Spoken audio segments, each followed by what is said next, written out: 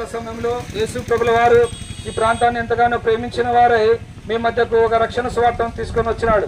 మేమందరం కూడా చాలా దినాల నుంచి ప్రార్థన చేసి ప్రార్థనా పూర్వకంగా ఈ బోయినపల్లె గ్రామానికి ప్రార్థన ద్వారా మేమందరం కూడా పంపబడినాం. సోదరి సోదరులారా, మీరందరూ ఎక్కడున్నా కూడా కొన్ని నిమిషాలు యొక్క దేవుని మాటలు విని దేవుడిచ్చే దీవెన ఆశీర్వాదం పొందాలని ప్రేమతో మిమ్మల్ని ఆహ్వానిస్తా ఉన్నాం.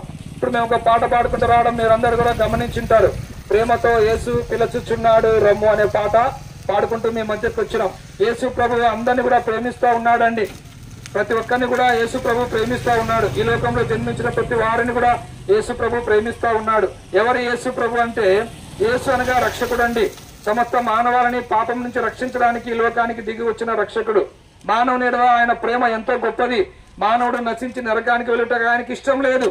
మానవుడిని పాపం నుంచి రక్షించాలని, మానవునికి మోక్షం ఇవ్వాలని, మానవుని జీవితంలో శాంతి సమాధానం ఇవ్వాలని, మానవుని పరలోక రాజ్యం చేర్చాలని, పరలోకంలో తనతో కూడా తన సింహాసనం మీద కూర్చొండబెట్టాలని దేవుడు ఎంతో ప్రేమ కలిగినటువంటి వాడై ఆ యొక్క పరలోక వైభవం అంతటిని వదిలి నరావతారిగా భూమిని కరుదించినాడు.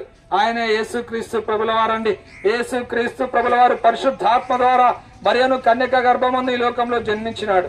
ఈ లోకంలో పవిత్రంగా జీవించినాడు, పాపం లేకుండా జీవించినాడు. అంతేకాదండి, నాలో పాపం ఉన్నదని మీలో ఎవరైనా స్థాపించగలరా అని భూమి మీద సవాలు చేసినటువంటి వారు యేసు ప్రభుల వారు మాత్రమే. ఎవరు కూడా ఈ మాటలు భూమి మీద ఎవరు చెప్పలేకపోయినారండి. ఎందుకంటే ఎవరు కూడా నీతిమంతుడు లేడు, ఒక్కడు లేడు. యేసు ప్రభు ఒక్కడే నీతిమంతుడు, యేసు ప్రభు ఒక్కడే పరిశుద్ధుడు, యేసు ప్రభు ఒక్కడే పాపరహితుడు, యేసు ప్రభు ఒక్కడే పాపములు క్షమించగలిగినటువంటి వాడు. కనుక మనందరి పాపముల కొరకు యేసు ప్రభు పాప శరీరాకారములు ఈ లోకానికి వచ్చినాడు. ఈ లోకంలో 33.5 సంవత్సరములు పవిత్రంగా జీవించినాడు, పాపము లేకుండా జీవించినాడు. మానవులందరి పాపముల కొరకు యేసు ప్రభు సిలువను ఎక్కినాడు. అమ్మాయా, ఈతలతో ఎన్ని చెడ్డ ఆలోచనలు చేసినామో అందుకొరకు యేసు ప్రభు తలకు ముళ్ళ కిరీటం పెట్టబడింది.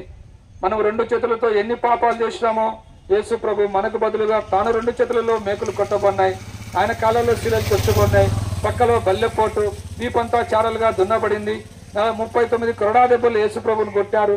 ఆయన ముఖం మీద ఉమ్మి వేసినారు, చెంప మీద ఎంటుకలు బీకినారు, పిడిగుద్దులు గుద్దినారు. ఎంత అవమానం యేసు ప్రభు నీ కొరకు భరించినాడయ్యా. అమ్మా, ఎవరు కూడా మన శిక్ష భరించేవాళ్ళు ఈ లోకంలో లేరండి. అంతేకాదు, మనందరి పాపముల కొరకు ఆ గొల్గొతా కొండ మీద యేసుక్రీస్తు ప్రభుల వారు సిలువలో ఆయన మరణించినాడు, సమాధి చేయబడినాడు.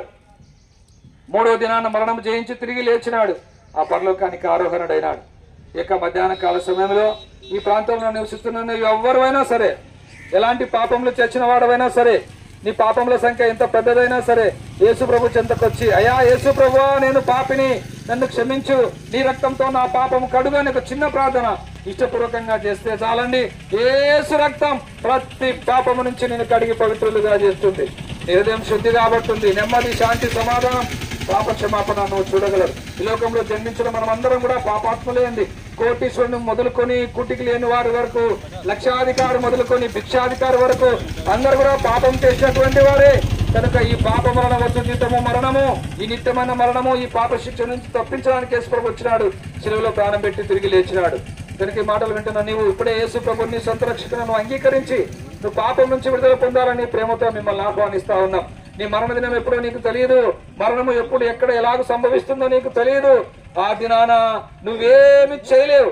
కనుక ఈ మాటలు వింటున్న సోదరి సోదరుడా, ఇప్పుడే ఈ క్షణమే ఈ మాటలు వింటున్న నీవు నిజంగా నువ్వు పాపం నుంచి విడుదల పొందగోరితే యేసు ప్రభు చెంతకురా. యేసు ప్రభు నీ పాపం అంతా కూడా క్షమించి వేస్తాడు. దేవుని వాక్యంలో ఒక మాట ఉంది, మీ పాపములు ఎన్నటికీ జ్ఞాపకం చేసుకుని అంటా ఉన్నాడు. కనుక ఎన్నటికీ జ్ఞాపకం చేసుకోడు, వాటిని సముద్ర గాఢంలో పడవేస్తాడు. మాయా, ఇప్పుడే యేసు ప్రభు చెంతకొచ్చి మీ పాపములకు పరిహారం నుండి పరలోక రాజ్యానికి వారసులు కావాలని మేమందరం కూడా మిమ్మల్ని ప్రేమతో బతిమాలుకుంటా ఉన్నాం. ప్రభువైన యేసునందు విశ్వాసం ఉంచండి, అప్పుడు మీరును మీ ఇంటి వారిని గొప్ప ఆత్మరక్షణ, పాపక్షమాపణ, పరలోక రాజ్యం మీరు పొందగలరు.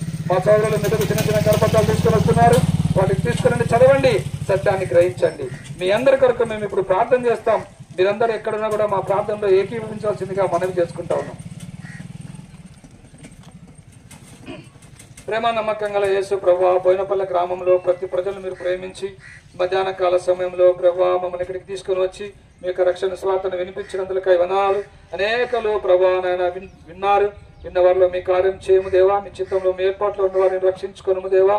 ప్రభా ముందుకు వెళ్తున్నాం. మీ ఆత్మాభిషేకం అనుగ్రహించి మీరే మహిమ పొందవలసిందిగా యేసు ప్రభు నామమున స్తుతించి ప్రార్థించి అడిగి వేడుకుంటున్నాం మా తండ్రి.